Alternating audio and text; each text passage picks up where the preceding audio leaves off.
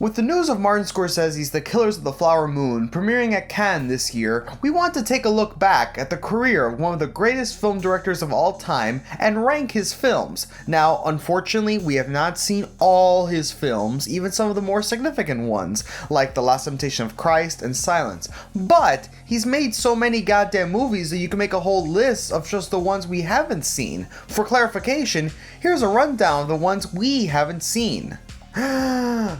Who's That Knocking at My Door? Alice Doesn't Live Here Anymore, New York, New York, The Last Temptation of Christ, The Age of Innocence, Kundun, Bringing Out the Dead, The Aviator, Hugo, and Silence. Now that that's out of the way, on to the list.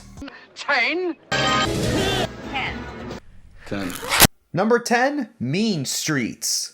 While Scorsese had made a feature up to this point, Mean Streets is really his first iconic movie and where he introduces elements that will become hallmarks of his career. Crime, the underworld, Robert De Niro, Harvey Keitel, Italians, it's all here. While it's cool to see this all present in a film from 1973, Mean Streets doesn't have that same energy as his later films. It's so unbelievably slow, with characters I couldn't give a damn about, and an overall vibe that just didn't appeal to me. Roger Ebert gave this 4 out of 4, so maybe in the moment this was a masterpiece, but now I just can't see it. Maybe it's a personal thing. 3 out of 10 for me. 9. At number 9, Gangs of New York. Going from one of Scorsese's first films to one of his biggest, Gangs of New York is a perfect example of a messy film. While it looks solid, it's not really visually interesting. While I have some problems with the Daniel Day-Lewis performance, Bill the Butcher is one of the more iconic characters to come out of a Scorsese film. However, Leonardo DiCaprio and Cameron Diaz turn in serviceable to kind of bad performances in this one. Plus, the film is not helped by its almost 3-hour runtime. Like Mean Streets, it's a classic for some. Daniel Day's performance basically carries the movie, plus the battle at the beginning is pretty good, just not enough to propel this to being a good movie for me. 6 out of 10. 8. Number 8, The Departed. Microprocessors. Our target is a major transaction of microprocessors. Bury him in the mosh. In the marsh. I don't know, man. This movie is either the greatest movie ever or the dumbest movie ever. There's no in between. It's so unfortunate that it took Scorsese this long to win the Academy Award, but that's Hollywood for you. Plus, it helps that 2006 was one of the weaker movie years of the decade. I mean, this one's competing with The Queen. Did you even know that was a movie? Regardless of the circumstances of this film, The Departed is a mixed bag. You get essentially what are the greatest hits of Scorsese movies, in a world he's kind of familiar with, but not really. There's a world where this movie's better with Al Pacino instead of Jack Nicholson, and it's about the Italian mob instead of the Irish mob. At the same time though, all the extra stuff that makes this movie wild and fun would probably get taken out. This movie goes up a point just because of the Mark Wahlberg character. He's got, 10 minutes of screen time and kills the entire 10. The Leo and Matt Damon performances are also really good. Everyone's really good. The movie just feels so rushed and weird. Plus, Jack Nicholson is all over the place, so it kind of delegitimizes the movie for me. It's a flawed masterpiece. 6 out of 10. 6. 6! What happened to 7? Just kidding. 7. 7! At number 7, The Wolf of Wall Street. A favorite of many a frat bro, The Wolf of Wall Street has the potential of being top 5 for me. I don't laugh at anyone putting this as the best movie of 2013 either. However, much like The Departed, it's too much. It feels like these past 2 entries were opportunities for Scorsese to just throw all his stuff at the wall and go, "Here, you wanted to see my shit? There it is. Now shut up and check out Silence, please." Wolf is such a fun ride. It's essentially an even more coked out version of Goodfellas, which I didn't even know was possible, with a different world. Probably the best performance from Leo in a Scorsese movie and probably top 5 of his career.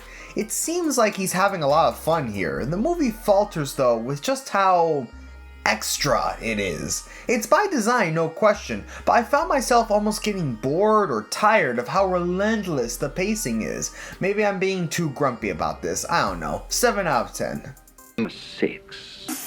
Number 6, Raging Bull. Now we start getting into the meat and potatoes of this list. Boy, this guy loved working with Robert De Niro, huh? But look, this movie is one of the perfect marriages of performance and style, actor and director. This is a focused film about one character and his supporting cast through the lens of one creative vision. It's a very focused movie with great atmosphere and some wonderful choices, including making the film black and white and the time jumps they use. It just didn't grip me. I don't know, maybe I gotta watch it again to really get it, but for now I just think it's good. 7 out of 10. At the halfway point of the list, be sure to like and subscribe for more content like this. 5. 5. 5. Well, not in Paris. 5. Coming in at number 5, Shutter Island. I'm so glad I got around to seeing this, partly because you can't be on Instagram without seeing thousands of the same clips over and over again. I kind of knew about the twist, or at least that there was a twist, which is to be expected in a thriller like Shutter Island. But this one really surprised me. This movie came at an odd point in Scorsese's career and in the history of film. With the rapid technological growth films were facing, and Scorsese entering the post-Oscar win portion of his career, it feels like he was looser and just wanted to try some stuff out. There's some weird digital stuff that happens here. Also, not a big fan of the cinematography in this one. It's kind of standard. All that being said though, Shutter Island is just a hell of a ride. Great stuff, 8 out of 10. 4. 4. 4. Number 4, Casino. Goodfellas Light is still a damn great movie. It's not exactly another take on Goodfellas though. It's almost like the kind of world Goodfellas and The Irishman inhabit was melded with the humanist portion of some of Scorsese's films. Like The Irishman, which we'll get to later, this is one of Martin Scorsese's more vulnerable movies. I think you really feel for Sam here. Even though we're in the crime world and there's a lot of slime in this movie, Sam and Ginger's relationship and Sam and Nikki's relationship really pull you in and make you feel for them and their struggles. Casino definitely has the flair we know and love about Scorsese's movies. The ensemble cast is utilized very well, in a way that doesn't call to itself, unlike something like Goodfellas. It's great, but it's just a step under perfection for me. 8 out of 10. I'm going to count to 3. 3. 3. 3. Number 3, The Irishman. Yep, this shit rules. I don't care about CGI De Niro. I don't care about De Niro badly kicking that one guy. Hell, it worked for The Godfather. Barely anyone complains about that one.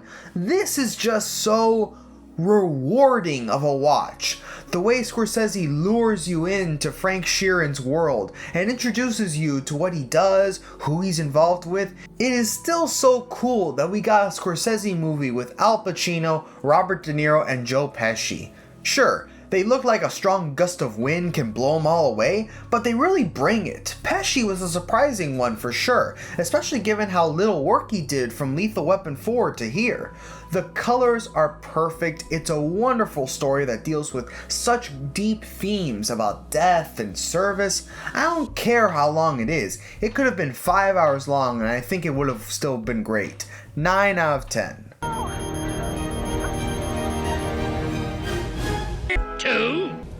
2. 2. 2. 2. 2. Number 2, Taxi Driver. Well, you want to talk about whiplash. We go from Scorsese's last movie up to this point to one of his first masterpieces. We did a movie in a minute about this movie already, so go check that out if you haven't already. Adding to what I said though, it's a real miracle this movie was made. To get Paul Schrader to write the script before he got all weird, and Martin Scorsese before he really got into coke, and to get prime Robert De Niro Man, it's a creative fusion of all these different people, yet it's so focused and precise in its delivery, but it also leaves room for interpretation, especially with the ending. This easily could have been number 1, but I can't do that to myself. I want some fun at the top of my list. 10 out of 10 though. Before we get to number 1, here are some honorable mentions that almost made the cut. The King of Comedy, After Hours, The Color of Money, and Cape Fear. All right, ready? 1. One. One. At number 1, Goodfellas. Yep, this is it. It could have been Taxi Driver. Some put Raging Bull here. Maybe if I was deep into a Grey Goose bottle, I would have put The Irishman here. All that said, it's gotta be Goodfellas. It's the best director in the world at the peak of his powers, using all his artistic juices and his pull in the industry to create a masterpiece of a gangster movie not seen since The Godfather 1 or 2. Made in 1990 and it still feels like a modern movie. It's got everything, literally everything. Backstabbing, drugs, sex, horror, comedy, action, crime, more drugs, killing, Italians, more drugs. It is the Scorsese movie, and it wouldn't be right having any other movie on here. 10 out of 10. And that's it for the list. Thank you very much for watching. We will be doing lists like this in the future. If you enjoy this content, please like and subscribe, and comment any suggestions for future videos or any future lists. Thanks again for watching, and have a great day.